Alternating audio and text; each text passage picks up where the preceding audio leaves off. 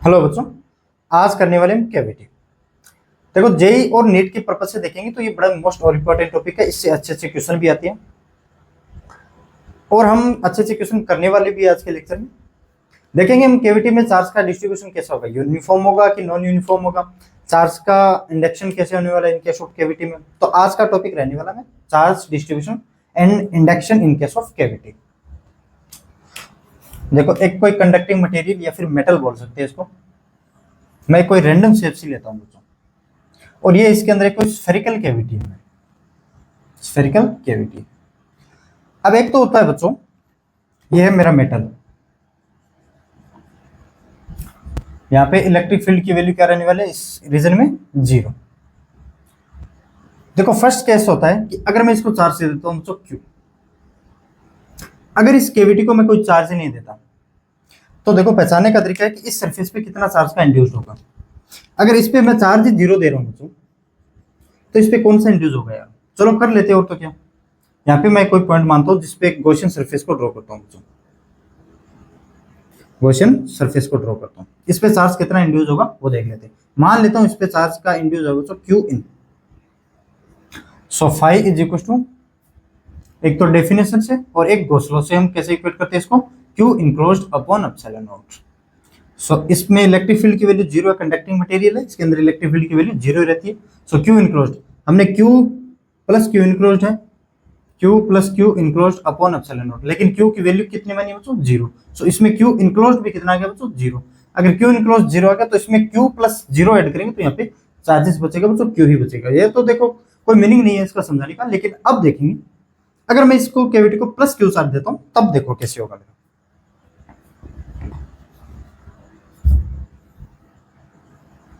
ये दोबारा करेंगे। अब देखो, मैं इसको अगर देता हूं बच्चों प्लस क्यू चार्ज तब कैसे होगा। मैं कोई पॉइंट लूंगा, अगर यहाँ पे क्यू इंड्यूस है बच्चों मेरा ये, तो यहाँ पे कितना चार्ज इंड्यूस होगा हम वो देख लेंगे। अगर मैं इसमें गॉसियन सरफेस को ड्रॉ करूंगा तो कंडक्टिंग मटेरियल है, यहाँ पे इलेक्ट्रिक फील्ड की वैल्यू क्या रहने वाली है बच्चों 0। इस डेफिनेशन से, एक तो डेफिनेशन से एक गॉस लॉ से, इलेक्ट्रिक फील्ड की वैल्यू अगर 0 है तो देखो इस सरफेस के इनसाइड में कितना चार्ज इनक्लोज्ड है, प्लस का q plus q enclosed, plus का q plus q enclosed upon epsilon not. So q enclosed is equal to minus का क्यू।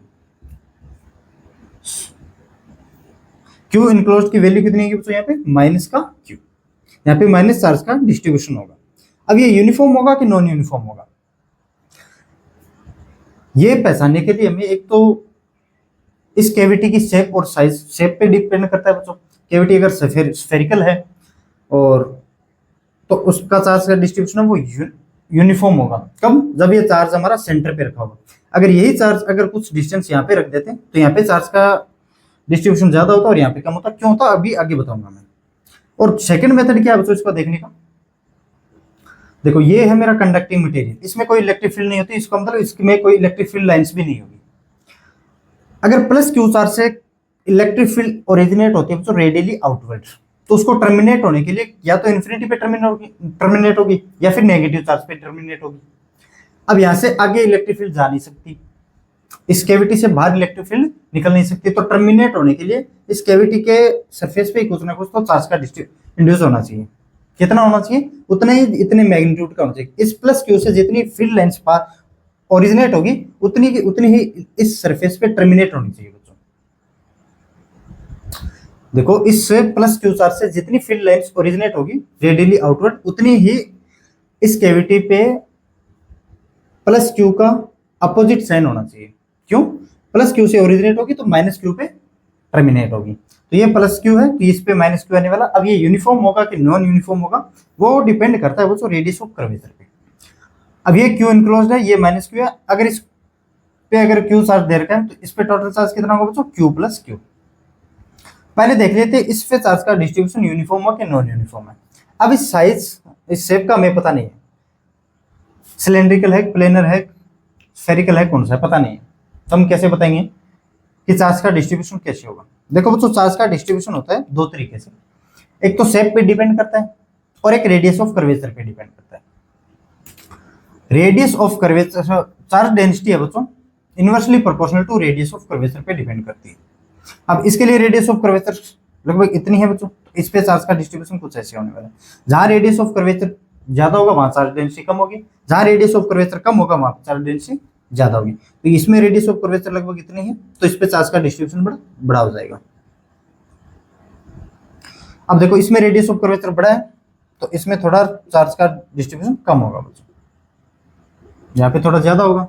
और ये कुछ फ्लैट सी दिखाई दे रही है, तो इस पे चार्ज का डिस्ट्रीब्यूशन और कम होगा।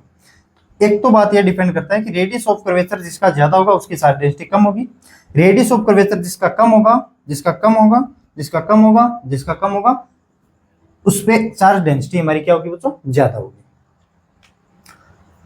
और एक ये चीज हमें यहां से पता चलती है, ये चार्ज का डिस्ट्रीब्यूशन है वो कैसे है, सेंटर पे है तब। तो अब देखो अगर ये सेंटर पे है, आर डिस्टेंस पे है इस कैविटी से, इस पॉइंट की रेडियस भी आर डिस्टेंस आर है, इस पॉइंट की डिस्टेंस आर है, इस पॉइंट की डिस्टेंस आर है, इस पॉइंट की डिस्टेंस आर है।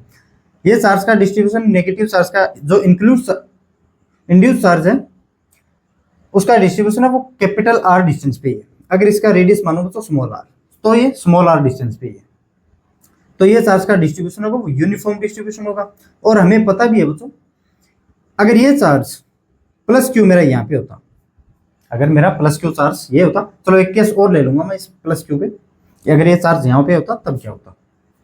तो ये तो यूनिफॉर्म डिस्ट्रीब्यूशन है, लेकिन इसकी शेप का ही पता नहीं है, तो ये हो गया बच्चों नॉन यूनिफॉर्म डिस्ट्रीब्यूशन।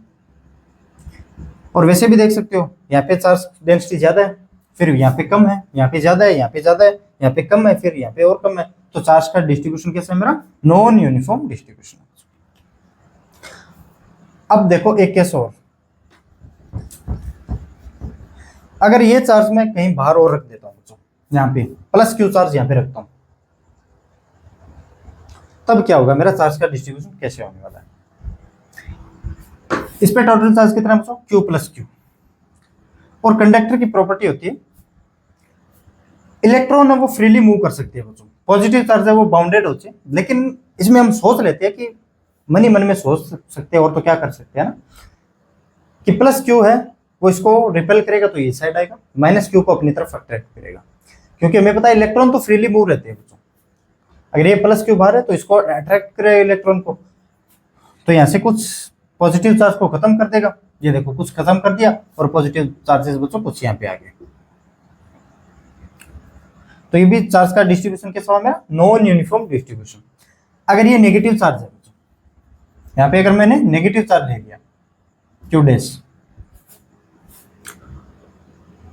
तो नेगेटिव नेगेटिव एक दूसरे को रिपेल करेंगे, तो नेगेटिव यहाँ आएंगे, मतलब यहाँ से चार्ज का डिस्ट्रीब्यूशन थोड़ा कम कर देंगे, यहाँ से चार्ज का डिस्ट्रीब्यूशन कम कर देंगे, और पॉजिटिव चार्जेस का डिस्ट्रीब्यूशन यहाँ पे थोड़ा ज्यादा हो जाएगा, नेगेटिव चार्ज अपनी तरफ अट्रैक्ट करेगा, तभी ये नॉन यूनिफॉर्म डिस्ट्रीब्यूशन रहेगा बच्चों। अगर मैं स्फेरिकल कंडक्टर लेता हूं तो उससे ये अच्छे तरीके से समझ में आएगा। चलो अब स्फेरिकल कंडक्टर लेते हैं।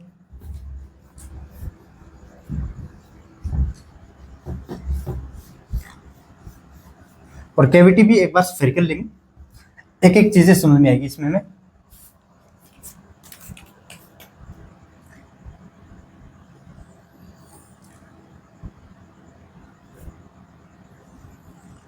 ये तो बच्चों मेरी कैविटी, और ये है बच्चों मेटेलिक स्फीयर, मेटल, इसको मैंने बच्चों दिया प्लस क्यू चार्ज, और यहां पे रखा है मैंने प्लस क्यू चार्ज। अब इसमें चार्ज का इंड्यूस कितना होगा ये आप बता सकते हो, यूनिफॉर्मली होगा बच्चों, माइनस माइनस माइनस, इस प्लस से जितनी इलेक्ट्रिक फील्ड लाइंस प्रोड्यूस होगी इस सरफेस पे खत्म होने वाली, क्यों आगे तो इलेक्ट्रिक फील्ड जा नहीं सकती, तो यहाँ पे कितना माइनस क्यू, और कितने मैग्नीट्यूड का, जितना इसका मैग्नीट्यूड है उतना उसका मैग्नीट्यूड होना चाहिए, है ना, तभी तो इलेक्ट्रिक। अगर ये -2 क्यू प्रोड्यूस हो गया, इंड्यूस हो गया यहाँ पे, तो प्लस क्यू से अगर 2 लेंस जा रही है तो ये 2 लेंस तो खत्म कर देगा, लेकिन 2 लेंस और बचेगी, तो कैसे खत्म करेंगे ना। तो जितना यहाँ पे प्रोड्यूस हो, इतना चार्ज रखा, जिस मैग्नीट्यूड का चार्ज रखा हुआ है उतना ही इंड्यूस चार्जेस बच्चों उस अपोजिट मैग्नीट्यूड का होना चाहिए। अब देखो यहाँ पे कितना टोटल चार्ज आएगा, फिर प्लस क्यू। अब ये यूनिफॉर्मली डिस्ट्रीब्यूट है बच्चों, यूनिफॉर्मली डिस्ट्रीब्यूशन है चार्ज के, इस पे स्फेरिकल है तो क्या होगा मेरा, यूनिफॉर्मली डिस्ट्रीब्यूट होगा, क्योंकि रेडियस ऑफ कर्वेचर बच्चों हमें पता है इसमें सो ये भी यूनिफॉर्म डिस्ट्रीब्यूशन होगा। अब अगर इसमें प्लस क्यू चार्ज मैं कहीं बाहर रख देता हूँ, ये है मेरा plus Q charge, Q dash, Q और क्यू तो ले लिया मैंने। अब कंडक्टर में फ्री इलेक्ट्रॉन्स होते हैं जो फ्रीली मूव कर सकते हैं, लेकिन पॉजिटिव चार्जेस बच्चों बाउंडेड होते हैं। लेकिन क्या है ना, अपने मन को समझाने के लिए एक बार मान लेते हैं कि अगर ये पॉजिटिव चार्ज है तो नेगेटिव चार्ज को अपनी तरफ अट्रैक्ट करेगा और पॉजिटिव चार्ज को रिपेल करेगा। तो यहाँ से अगर पॉजिटिव चार्ज को नेगेटिव चार्ज को अट्रैक्ट करेगा तो यहाँ से पॉजिटिव चार्ज को खत्म करेगा और नेगेटिव चार्ज को यहाँ पे लेके आएगा बच्चों, है ना। तो और यहाँ पे पॉजिटिव चार्ज का डिस्ट्रीब्यूशन थोड़ा ज्यादा होगा। तो ये हो गया बच्चों मेरा non uniform distribution. Non uniform distribution charges का डिस्ट्रीब्यूशन कैसा होगा इसमें, नॉन यूनिफॉर्म डिस्ट्रीब्यूशन। अगर इसमें माइनस क्यू आया बच्चों चार्ज, माइनस क्यू डैश लेता हूं मैं, माइनस क्यू डैश लेता हूं तब तो ये प्लस को अपनी तरफ अट्रैक्ट करेगा। कहने में कहते थे, लेकिन क्योंकि चार्जेस है वो कंडक्टर के अंदर पॉजिटिव चार्ज बाउंडेड होते हैं और इलेक्ट्रॉन साउंड जो फ्रीली मूव कर सकते हैं। अगर यहाँ पे मेरा माइनस क्यू डैश है तो ये प्लस चार्ज को अट्रैक्ट करेगा, तो यहाँ पे थोड़ा और प्लस चार्ज आ जाएंगे बच्चों, यहाँ से थोड़े और खत्म हो जाएंगे, है ना। तो ये भी हो गया मेरा नॉन यूनिफॉर्म डिस्ट्रीब्यूशन। देखो यहाँ पे थोड़ा ज्यादा चार्ज का डिस्ट्रीब्यूशन है, फिर यहाँ पे कम होता जा रहा है चार्ज का डिस्ट्रीब्यूशन। अगर ये चार्ज मैं बच्चों सेंटर पे ना रखे, कहीं और रखता हूं, तब मेरा चार्ज का डिस्ट्रीब्यूशन कैसे होगा, चलो देखते हैं।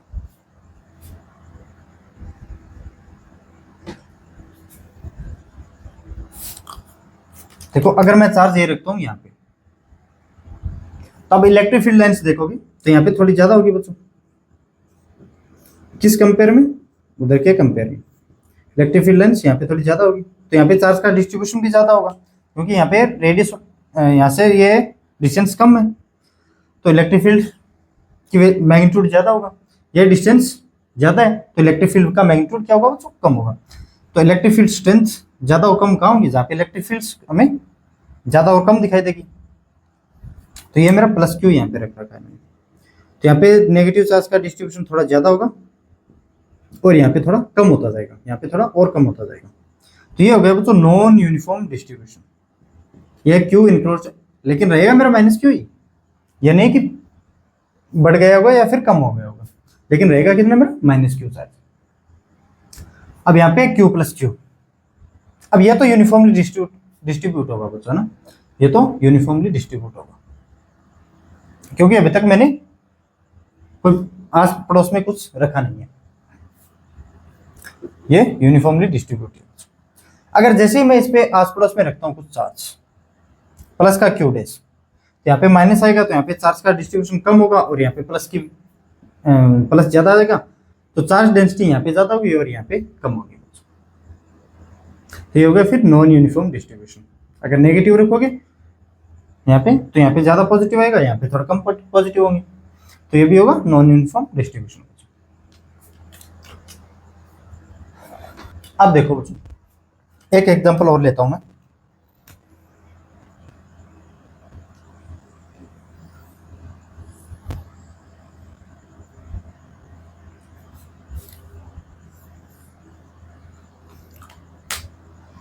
ये कोई कंडक्टिंग मटेरियल है, इसको मैंने प्लस क्यू चार्ज दिया,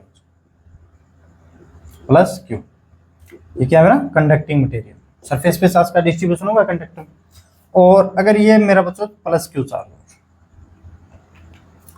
इसमें चार्ज का डिस्ट्रीब्यूशन कैसा होगा, इस सरफेस पे होगा क्यू इनक्लोज कितना मेरा माइनस का क्यू, लेकिन क्या ये यूनिफॉर्म होगा कि नॉन यूनिफॉर्म होगा, ये होगा बच्चों नॉन यूनिफॉर्म। क्यों, ये रेडियस ऑफ कर्वेचर, अब देखो ये इसकी रेडियस ऑफ कर्वेचर कुछ और होगी और इसकी रेडियस ऑफ कर्वेचर थोड़ी कम होगी, तो यहाँ पे चार्ज का डिस्ट्रीब्यूशन ज्यादा होगा, ये माइनस माइनस यहाँ पे ज्यादा, फिर कम, यहाँ पे माइनस ज्यादा, या फिर और ज्यादा, फिर माइनस माइनस माइनस माइनस, लेकिन होगा माइनस क्यू। और यहाँ पे फिर कितना हो जाएगा बच्चों, Q plus Q, Q plus Q. इस प्लस क्यू से जितनी इलेक्ट्रिक फील्ड लाइंस जनरेट होगी, इस ये क्यू इनक्लोज्ड है बच्चों वो टर्मिनेट कर देगा, क्यू इनक्लोज टर्मिनेट कर देगा। क्यों करेगा, क्योंकि इसके बाहर इलेक्ट्रिक फील्ड लाइंस जा नहीं सकती, इसके बाहर इलेक्ट्रिक फील्ड जा नहीं सकती, क्योंकि ये कंडक्टिंग मीडियम है। कंडक्टर के अंदर इलेक्ट्रिक फील्ड की वैल्यू क्या होती है हमारी, 0। अगर ये कोई पॉइंट मानता हूं बच्चों, पॉइंट पी, कुछ मेरा यहाँ पे कोई पॉइंट पी, और अच्छा यहाँ पे चार्ज का डिस्ट्रीब्यूशन, ये तो होगा बच्चों नॉन यूनिफॉर्म, सॉरी हाँ नॉन यूनिफॉर्म डिस्ट्रीब्यूशन। और ये यहाँ पे कितना होगा, चार्ज का डिस्ट्रीब्यूशन बहुत ज्यादा होगा, क्यों, रेडियस ऑफ कर्वेचर बहुत कम है। और फिर यहाँ पे और कम होता जाएगा, चार्ज का डिस्ट्रीब्यूशन कम होता जाएगा, कम होता जाएगा। फिर यहाँ पे थोड़ा ठीक होगा, तो ये भी होगा बच्चों मेरा नॉन यूनिफॉर्म डिस्ट्रीब्यूशन। ये Q प्लस Q है, क्या हुआ, नॉन यूनिफॉर्म डिस्ट्रीब्यूशन। अब अगर ये पॉइंट P है बच्चों, इसमें मैं इलेक्ट्रिक फील्ड पोटेंशियल अगर वगैरह कैलकुलेट करना चाहूंगा, तब कैसे करेंगे। अब इस पॉइंट P पे इलेक्ट्रिक फील्ड किस किस की वजह से हो सकती है, एक इस प्लस Q के कारण इंडिविजुअल हो सकती है बच्चों, एक माइनस Q के कारण, और एक इस प्लस Q के कारण। लेकिन इस होल कैविटी के कारण देखेंगे तो जितनी इलेक्ट्रिक फील्ड इस प्लस Q के कारण अवे फ्रॉम द पॉइंट होगी, देखो इस डायरेक्शन में होगी, E due two plus Q, उतनी ही इलेक्ट्रिक फील्ड, देखो इससे इलेक्ट्रिक फील्ड बाहर नहीं जा सकती। इसका मतलब इस टोटल के कारण इलेक्ट्रिक फील्ड वहां क्या होने वाली मेरी, 0, क्योंकि उसके बाहर कोई इलेक्ट्रिक फील्ड ही नहीं होगी। यहाँ से अगर गॉसियन सरफेस बनाएंगे बच्चों, तो Q निकलोस कितने होने वाला है, ये मेरा प्लस Q, ये माइनस Q, तो 0, तो इलेक्ट्रिक फील्ड की वैल्यू क्या होगी, 0। यहाँ पे अगर प्लस Q के कारण इलेक्ट्रिक फील्ड की डायरेक्शन ये है, तो इस माइनस Q के कारण ये कैसा ही डिस्ट्रीब्यूट हो बच्चों, कैसा ही डिस्ट्रीब्यूट हो, तो इस माइनस Q के कारण इलेक्ट्रिक फील्ड की डायरेक्शन ऐसी होने वाली है। तो यहाँ पे नेट इलेक्ट्रिक फील्ड की वैल्यू क्या रहेगी बच्चों, 0, due two cavity, due two cavity, due two cavity. और इसके कारण यही होती है हमारी इलेक्ट्रोस्टैटिक शेल्डिंग। अच्छा इलेक्ट्रोस्टैटिक शेल्डिंग चलिए बच्चों, यहाँ पे हमारी इलेक्ट्रोस्टैटिक शेल्डिंग, अभी तक मैंने शेल्डिंग के बारे में नहीं बताया, यही है इलेक्ट्रोस्टैटिक शेल्डिंग। और इस प्लस Q के कारण, इसके कारण तो कुछ ना कुछ होगी, अब कितनी होगी वो देखेंगे। ओनली ये चार्ज है बच्चों Q प्लस Q, दिस इस पॉइंट P पे इलेक्ट्रिक फील्ड की वैल्यू होगी। अब पोटेंशियल को कैसे देखेंगे, इस प्लस Q के कारण यहाँ पे जितना पोटेंशियल होगा ना बच्चों प्लस में होगा, उतना ही पोटेंशियल माइनस में होगा, क्योंकि पोटेंशियल एक स्केलर क्वांटिटी, ये तो नहीं बोल सकते ना इस डायरेक्शन में पोटेंशियल होगा, ऐसे तो नहीं बोल सकते। इस प्लस Q के कारण इस पॉइंट P पे जितना पोटेंशियल होगा, इस माइनस Q के कारण उतना ही नेगेटिव में पोटेंशियल होगा। इस कारण यहाँ पे पोटेंशियल की वैल्यू भी क्या होगी बच्चों, 0। लेकिन इसके कारण तो कुछ ना कुछ होगी, इसके कारण तो 0 नहीं हो सकती बच्चों, Q प्लस Q के कारण, क्योंकि यहाँ से कितनी डिस्टेंस है, R मान लेते हैं, तो ये कितने होगी, KQ plus Q upon R। ठीक है बच्चों, यही होती है हमारी इलेक्ट्रोस्टैटिक शेल्डिंग की। अगर बाहर कोई चार्ज रखा हुआ है, चलो इस पे एक चार्ज और देखो बताता हूं अच्छे तरीके से कि इलेक्ट्रोस्टैटिक शेल्डिंग को और कैसे समझेंगे। मान लेता हूं कि यहाँ पे कोई चार्ज रखा है बच्चों Q1, यहाँ पे चार्ज रखा है बच्चों Q2, और यहाँ पे चार्ज रखा है बच्चों Q3। अब इस कैविटी के कारण बाहर तो कोई इलेक्ट्रिक फील्ड नहीं हो सकती, इस कैविटी के कारण कोई बाहर इलेक्ट्रिक फील्ड नहीं हो सकती, तो इस कंप्लीट कैविटी के कारण इस पॉइंट पे अगर इलेक्ट्रिक फील्ड निकालना चाहिए तो 0, इस कंप्लीट कैविटी के कारण इस पॉइंट पे इलेक्ट्रिक फील्ड निकालना चाहिए तो 0, कंप्लीट इलेक्ट्रिक फील्ड कैविटी के कारण इस पॉइंट पे इलेक्ट्रिक फील्ड निकालना चाहेंगे तो 0। मतलब जो भी अंदर ये चार्जेस है, बाहर वालों को पता ही नहीं होगा कि अंदर चार्जेस है कि नहीं है। देखो इलेक्ट्रोस्टैटिक शेल्डिंग का सबसे अच्छा एग्जांपल है हमारे घरों में बच्चों, वो स्टील की आती है ना कैतली, उसमें एक फोन डालो, ऊपर से उसको क्लोज करोगे, अगर दूसरे फोन से उस पर कॉल करोगे ना, रिंग ही नहीं जाएगी। ये होती है उसकी इलेक्ट्रोस्टैटिक शेल्डिंग। बोलते हैं ना कि कार में बैठने से बिजली नहीं पड़ती उसमें, क्योंकि कार का बॉडी है वो कंडक्टर बॉडी है ना। बाहर वालों को पता नहीं चल रहा कि इस कैविटी में क्या चल रहा है, यही इस बात से होगी बच्चों। अब इंडिविजुअल हो सकता है, इस प्लस Q के कारण इस पे इलेक्ट्रिक फील्ड की जितनी इस डायरेक्शन में इलेक्ट्रिक फील्ड होगी, इस माइनस Q के कारण उतनी ही इलेक्ट्रिक फील्ड की डायरेक्शन, ये कैसा ही चार्ज का डिस्ट्रीब्यूशन होगा उतने। अगर इस प्लस Q के कारण इलेक्ट्रिक फील्ड की डायरेक्शन ये है, तो इस माइनस Q के कारण इलेक्ट्रिक फील्ड की डायरेक्शन उतनी ही डायरेक्शन में, उतनी मैग्नीट्यूड का अपोजिट डायरेक्शन में होगी। इस प्लस क्यू के कारण इस Q3 पे मान लेता हूँ इस डायरेक्शन में इलेक्ट्रिक फील्ड है ना, तो उतनी ही इलेक्ट्रिक फील्ड इस डायरेक्शन में होने वाली है। किसके कारण? इस माइनस क्यू के कारण। चार्ज का डिस्ट्रीब्यूशन नहीं देखना हमें कैसा है, ओनली ये डिस्टेंस देख लेनी है कि इस पॉइंट से इस प्लस क्यू से या फिर माइनस क्यू से ये कितने डिस्टेंस पे है। कई बार हमें प्लस क्यू से डिस्टेंस दिया होगा, कई बार हमें इस सरफेस से डिस्ट्रीब्यूशन डिस्टेंस दिए होगा। ठीक, अब ऐसा ही बाहर वालों को देखने पे इसमें लगेगा बच्चों। अब इस Q1 है, इसकी इलेक्ट्रिक फील्ड लेंस यहाँ होगी, यहाँ होगी, यहाँ होगी, यहाँ, लेकिन अंदर नहीं जा सकती। अंदर तो जा ही नहीं सकती ना, अंदर तो जा ही नहीं सकती। क्यों? कंडक्टिंग मीडियम है, और कंडक्टिंग मीडियम के अंदर इलेक्ट्रिक फील्ड की वैल्यू क्या होती है मेरी? 0। इलेक्ट्रिक फील्ड की वैल्यू कितनी होती है यहाँ पे? 0। तो अंदर वालों को लगेगा बाहर क्या है, मुझे पता नहीं। बाहर वालों को लगेगा अंदर क्या है, मुझे पता नहीं। अब इसको पूछेगा भाई तो बता इसमें क्या सिस्टम चल रहा है, तो ये बोलेगा सर मुझे नहीं पता, मेरे बस की बात नहीं। इंडिविजुअल निकालना चाहिए तो थोड़ा क्या है कि प्लस क्यू के कारण यहाँ पे जितनी इलेक्ट्रिक फील्ड बाहर होगी उतनी इलेक्ट्रिक फील्ड अंदर होगी, तभी तो इलेक्ट्रिक फील्ड 0 होगी। इसके कारण यहाँ पे इलेक्ट्रिक फील्ड 0 होनी चाहिए। क्यों? इलेक्ट्रिक फील्ड लाइन से नहीं है बच्चों, इस कंप्लीट कैविटी के कारण बाहर कोई इलेक्ट्रिक फील्ड लाइन से नहीं है। यही होती है हमारी इलेक्ट्रोस्टैटिक सेलिंग। बाहर वालों के कारण अंदर वाले का पता नहीं, अंदर वालों के कारण बाहर, अंदर वालों को बाहर वाले का पता नहीं कि क्या चल रहा है और क्या नहीं चल रहा। ये ऐसे समझ में नहीं आते, इस पे बेस्ट प्रॉब्लम करते हैं बच्चों। लेकिन समझने का तरीका होता है बच्चे, है ना। ये क्या होने वाला है, इसके कारण क्या होने वाला है। अगर इससे डिस्टेंस हमें इस प्लस क्यू से Q1 की डिस्टेंस दे दी, तो इस माइनस क्यू के कारण इलेक्ट्रिक फील्ड की वैल्यू कैसे निकालेंगे? उसी डिस्टेंस से निकालेंगे, उसी डिस्टेंस, तभी तो यार इलेक्ट्रिक फील्ड की वैल्यू 0 होगी। ठीक है ना। तो देखो क्वेश्चन करते हैं।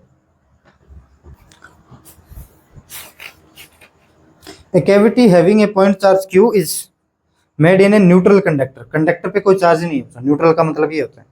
As shown in the figure, the net electric field at point P is।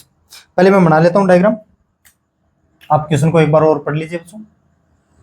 ये बच्चों कोई कंडक्टर है, न्यूट्रल कंडक्टर है जिसपे कोई चार्ज ही नहीं है, और ये कि यहाँ पे मेरी कोई कैविटी है और पॉइंट चार्ज Q रखा है बच्चों यहाँ पे, और ये इसका बच्चों सेंटर जिसकी रेडियस R है, और ये डिस्टेंस हमें दी हुई x, और ये रेडियस हमें गिवन है बच्चों R। इस पे प्लस Q चार्ज है, तो इस कैविटी के Q इनक्लोज कितना होगा बच्चों? माइनस। ये रेडियस ऑफ कर्वेचर पे डिपेंड करेगा, और इस चार्ज की पोजीशन पे डिपेंड करेगा। ठीक है ना। तो यहाँ पे थोड़ा ज्यादा होगा, फिर कम हो जाएगा, कम हो जाएगा, कम हो जाएगा, कम, फिर थोड़ा और ज्यादा। तो मुझे इस पॉइंट P पे इलेक्ट्रिक फील्ड की वैल्यू चाहिए क्या? The net electric field at point P। अगर यहाँ पे प्लस Q है, यहाँ पे माइनस Q, तो यहाँ पे कितना इंड्यूस होगा बच्चों? Plus Q charge. अब इस प्लस Q के कारण इस पे इलेक्ट्रिक फील्ड की वैल्यू बच्चों यहाँ पे ऐसे कुछ पॉइंट चार्ज के कारण कितनी होती है मेरी? A due two plus Q, KQ upon x square. तो इस माइनस Q के कारण जो इंड्यूस चार्ज है उसके कारण भी इस पॉइंट पे इलेक्ट्रिक फील्ड इसी डायरेक्शन में होगी बच्चों, कितनी? KQ अपॉन एक्स स्क्वायर, तभी तो इलेक्ट्रिक फील्ड की वैल्यू 0 होगी। देखो इस प्लस Q और माइनस Q के कारण इलेक्ट्रिक फील्ड की वैल्यू बाहर नहीं आ सकती। क्यों? ये कंडक्टिंग मटेरियल है बच्चों, यहाँ पे इलेक्ट्रिक फील्ड की वैल्यू क्या रहेगी? इस टोटल में 0 रहने वाली है, इस एरिया में 0 रहने वाली है। इलेक्ट्रिक फील्ड की वैल्यू क्या मेरी? 0। प्लस Q से ओरिजिनेट होगी, इस नेगेटिव चार्ज पे टर्मिनेट हो जाएगी, तो बाहर तो इलेक्ट्रिक फील्ड की वैल्यू वैसे भी नहीं होगी। क्यों? इलेक्ट्रिक फील्ड लाइंस नहीं है बाहर, तो जितनी इलेक्ट्रिक फील्ड इस डायरेक्शन में उतनी इसके अपोजिट डायरेक्शन में, मैग्नीट्यूड दोनों क्या होगा बच्चों? सेम होगा। ठीक है ना। अब आपको पूछ ले किसके कारण इलेक्ट्रिक फील्ड बची है बच्चों? इस स्फेरिकल कंडक्टिंग स्फेरिकल सेल की वजह से। तो कितनी होती है हमारी बाहर पॉइंट पे? इससे ये डिस्टेंस कितनी है? R। तो ये होगी बच्चों KQ upon R square, net electric field. तो ये मैं मिटा रहा हूँ बच्चों यहाँ से। इस पॉइंट P पे इलेक्ट्रिक फील्ड की वैल्यू क्या रहने वाली है मेरी? KQ upon R square, KQ upon R square. ये ध्यान। अब एक बच्चों यहाँ पे आपको दे दे, चलो मैं एक क्वेश्चन और करवाता हूँ आपको, दूसरा क्वेश्चन लेता हूँ। अब ये क्वेश्चन देखो बच्चों, इसमें मैं क्या बोला है? Find the electrostatic force between plus Q and capital Q। Capital Q रखा है बच्चों इस पॉइंट पी पे। अगर एक बार मैं इसको उठा देता हूँ तो मुझे इलेक्ट्रिक फील्ड की वैल्यू बताओ, इस प्लस क्यू के कारण और इस प्लस क्यू के कारण और इस इंड्यूस चार्ज के कारण। अब देखो बच्चों प्लस क्यू चार्ज है ये, इस पे मुझे बताओ चार्ज का डिस्ट्रीब्यूशन कैसे होगा। ये प्लस क्यू मेरा यहाँ पे रखा है पॉइंट ए पे, पॉइंट ए पे ये मेरा प्लस क्यू चार्ज रखा होगा, इसके कारण चार्ज का डिस्ट्रीब्यूशन यूनिफॉर्म होगा कि नॉन यूनिफॉर्म होगा। यहाँ पे चार्ज का डिस्ट्रीब्यूशन थोड़ा ज्यादा होगा चार्ज डेंसिटी, यहाँ पे फिर कम होती जाएगी कम होती जाएगी, तो ये होगा बच्चों नॉन यूनिफॉर्म डिस्ट्रीब्यूशन। क्योंकि हमें बच्चों पता होना चाहिए अगर ये इतनी डिस्टेंस है तो के क्यू अपॉन आर स्क्वायर करेंगे तो डिस्टेंस कम तो इलेक्ट्रिक फील्ड का मैग्नीट्यूड ज्यादा, अगर मैग्नीट्यूड स्ट्रेंथ ज्यादा है तो इलेक्ट्रिक फील्ड लेंथ ज्यादा होगी। अब यहाँ से इस डिस्टेंस पे निकालेंगे तो इलेक्ट्रिक फील्ड की वैल्यू कम होगी तो इलेक्ट्रिक फील्ड लेंथ की वैल्यू भी कम होगी बच्चों ना। तो यहाँ पे स्ट्रेंथ सॉरी डेंसिटी ज्यादा होगी और यहाँ पे कम होगी। ये नॉन यूनिफॉर्म डिस्ट्रीब्यूशन है, ये प्लस क्यू ये माइनस क्यू ये प्लस क्यू चार्ज का डिस्ट्रीब्यूशन होगा। अगर अब मैं देखो इस पॉइंट पे इलेक्ट्रिक फील्ड की वैल्यू किस वजह से हो सकती है, प्लस क्यू के कारण भी हो सकती है, माइनस क्यू के कारण भी हो सकती है, लेकिन एक प्लस क्यू और 3 चार्जेस की वजह से हो सकती है। लेकिन बच्चों ओवरऑल इस टोटल कैविटी के कारण देखेंगे तो इस प्लस क्यू के कारण जितनी इलेक्ट्रिक फील्ड के क्यू अपॉन एपी स्क्वायर होगी उतनी इलेक्ट्रिक फील्ड इसके अपोजिट डायरेक्शन में होगी के क्यू स्क्वायर अपॉन ओपी और एपी दोनों को इक्वल मानना पड़ेगा तो तभी इलेक्ट्रिक फील्ड को जीरो कर सकते हैं, वरना जीरो नहीं कर सकते है ना। जितनी इलेक्ट्रिक फील्ड इस प्लस क्यू के कारण बाहर होगी उतनी इलेक्ट्रिक फील्ड इस माइनस क्यू के कारण इनसाइड होगी, ठीक है। अगर प्लस क्यू से एपी लिख रहे हैं ना तो माइनस क्यू के कारण निकालेंगे तब भी एपी ही लिखेंगे। अगर मैं यहाँ पे प्लस क्यू चार्ज रख देता हूँ प्लस क्यू चार्ज, तो मुझे बताओ इस प्लस क्यू और इस क्यू के बीच में इलेक्ट्रोस्टैटिक फोर्स कितना होगा, ये बताना है। बताओ कितना होने वाला है प्लस क्यू और प्लस क्यू के कारण। अगर इलेक्ट्रिक फील्ड की वैल्यू जीरो तो इलेक्ट्रिक फोर्स की वैल्यू भी जीरो होने वाली है, लेकिन कब, जब इस कंप्लीट कैविटी के कारण देखेंगे तब। लेकिन इंडिविजुअल देखेंगे तो फोर्स की वैल्यू क्या होती है हमारी, क्यू और क्यू रिपल्सिव फोर्स है, सो एफ इज इक्वल टू कितना होगा मेरा के क्यू क्यू अपॉन ये मान लेता हूँ बच्चों y square, k q q upon y square. एक तो ये क्वेश्चन हो गया कि प्लस क्यू के कारण यहाँ पे कितना फोर्स होगा। एक और क्वेश्चन क्या होता है हमारा, माइनस क्यू के कारण यहाँ पे कितना फोर्स होता, तो माइनस क्यू के कारण बच्चों उतना ही फोर्स होता k q q upon y square, लेकिन डायरेक्शन उसकी चेंज हो जाती, इक्वल मैग्नीट्यूड के होते। अगर नेट कैविटी के कारण पूछते तब यहाँ पे इलेक्ट्रिक फोर्स जीरो है, क्योंकि यहाँ पे इलेक्ट्रिक फील्ड की वैल्यू जीरो है, कोई इलेक्ट्रिक फील्ड लाइंस नहीं होगी। कंप्लीट सिस्टम के कारण देखेंगे इलेक्ट्रोस्टैटिक शेल्डिंग में क्या बोलता है, जितना इलेक्ट्रोस्टैटिक फोर्स उस डायरेक्शन में होगा उतना ही फोर्स इलेक्ट्रोस्टैटिक फोर्स इस डायरेक्शन में होगा, तो इलेक्ट्रोस्टैटिक फोर्स की वैल्यू जीरो होगी। क्यों होगी, इलेक्ट्रिक फील्ड की वैल्यू जीरो होगी। इलेक्ट्रिक फील्ड की वैल्यू जीरो होगी क्यों होगी, क्योंकि बच्चों इस कंप्लीट कैविटी के कारण ये कंडक्टिंग मीडियम आ गया बीच में, तो कंडक्टिंग मीडियम आने से इस पे कोई इलेक्ट्रिक फील्ड लाइन पास नहीं होगी। अगर पास नहीं होगी क्यों, टर्मिनेट हो रही है बच्चों माइनस क्यू पे, प्लस क्यू के कारण जितना इलेक्ट्रोस्टैटिक फोर्स उस डायरेक्शन में होगा तो माइनस क्यू के कारण भी इतना इस डायरेक्शन में होगा, और एक इसके कारण भी होगा F Q k q upon ये डिस्टेंस कितनी है मेरी ओपी स्क्वायर, ये अगर सेंटर है तो ना ओपी स्क्वायर, ठीक है ना बच्चों।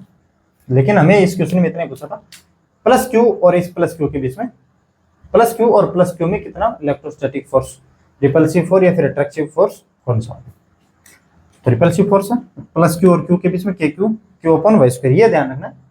कंप्लीट के कारण पूछ लिया तो जीरो, अगर नेगेटिव के कारण पूछते तो इस डायरेक्शन में, ठीक है। A concentric spherical cavity is cut out from a solid conducting sphere. A charge plus Q is placed at the center of the cavity. The magnitude of the net electric field E and the net potential V at point A, 3R/2, 2R or R.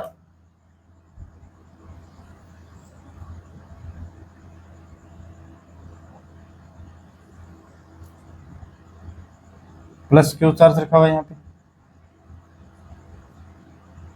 और ये distance है 3R/2, और ये distance है 2R, और ये distance है R। ये पॉइंट कोई मेरा बच्चों A है क्या, A।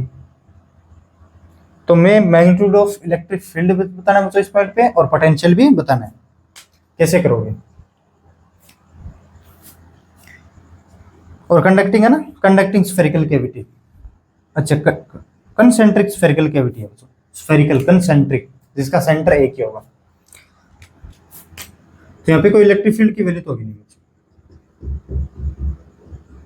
इस रीजन में इलेक्ट्रिक फील्ड की वैल्यू क्या रहने वाली, मेरी 0। तो इस पॉइंट ए पे इलेक्ट्रिक फील्ड की वैल्यू क्या होगी, मेरी 0।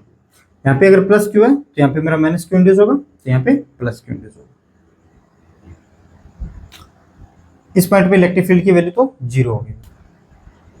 चाहे इसके कारण देखें, चाहे इसके कारण देखें, चाहे इसके कारण देखें, क्योंकि प्लस क्यू के कारण इस पॉइंट पे जितनी इलेक्ट्रिक फील्ड बाहर होगी, माइनस क्यू के कारण इतनी इलेक्ट्रिक फील्ड अंदर होगी। तो इस पॉइंट पे इलेक्ट्रिक फील्ड की वैल्यू 0। कंडक्टिंग मटेरियल है बच्चों, तो यहाँ पे वैसे भी 0 होने वाली। अब पोटेंशियल देखते हैं इसमें। पोटेंशियल किस किस वजह से होगा, इस प्लस क्यू के कारण यहाँ पे प्लस के क्यू अपॉन 3r/2 होगा। इस माइनस क्यू के कारण देखो पोटेंशियल एट पॉइंट ए, के q upon 3r/2 minus k q upon 3r/2। तो इस कंप्लीट इस कैविटी के कारण जो रेडियस r है, इसके कारण इस पॉइंट पी पे ए पे कोई पोटेंशियल नहीं होगा, लेकिन इस प्लस क्यू के कारण होगा। कितना होगा, जितना इस सेल के सरफेस पे होगा उतना ही पोटेंशियल इसके इनसाइड होगा। कितना होगा मेरा, के क्यू अपॉन रेडियस कितनी 2r, हो गया बच्चों मेरा के क्यू अपॉन 2r, ये है इसका पोटेंशियल। अब आपको बच्चों कहीं यहाँ इस पॉइंट पे पूछ ले तो अगर ये रेडियस में 3r दे देता हूँ, 3r, इस पॉइंट पे पोटेंशियल पूछ लेता हूँ। इस प्लस क्यू के कारण के क्यू अपॉन 3r, लेकिन माइनस क्यू के कारण माइनस का के क्यू अपॉन 3r, तो ये कैंसिल हो जाएगा। तो इस प्लस क्यू के कारण सेल के आउटसाइड कितना होता है मेरा, के क्यू अपॉन ये रेडियस 3r। ठीक है ना। अब आपको कहीं पूछ ले तो बता सकते हो ना कम से कम। और इनसाइड पूछे तो बच्चों, कैविटी के इनसाइड में पूछे तो बताओ। देखो ये पॉइंट है कोई, अब इसमें एक क्वेश्चन और बढ़ा रहा हूं। ये पॉइंट है बच्चों, ये यहाँ पे मान लेता हूँ ये डिस्टेंस है r/2, ये डिस्टेंस है बच्चों r/2। इस पॉइंट पे पोटेंशियल बताओ। तो एक इस प्लस क्यू के कारण होगा कितना, देखो ये पॉइंट मान लेता हूं मैं, P मान लेता हूं, point P, Vp is equal to इस plus q k q upon r/2 minus k q induce charge के कारण जो इस सरफेस पे होगा उतना ही पोटेंशियल इस पॉइंट P पे होगा, क्योंकि इससे सेल के इनसाइड में, सेल के इनसाइड में, तो जितना पोटेंशियल इस सरफेस पे होगा उतना ही पोटेंशियल इसके इस पॉइंट पे होगा। तो माइनस का के क्यू अपॉन रेडियस कितनी r, तो r। और एक इस पॉइंट पे पोटेंशियल इस प्लस क्यू के कारण होगा, ये भी इनसाइड पॉइंट है, तो ये कितना होगा मेरा के क्यू अपॉन 2r, के क्यू अपॉन 2r।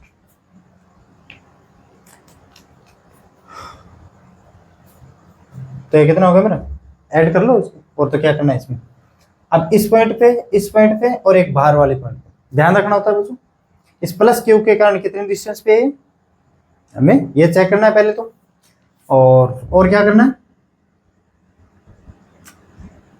इस माइनस क्यू सरफेस के इनसाइड में तो पोटेंशियल होगा।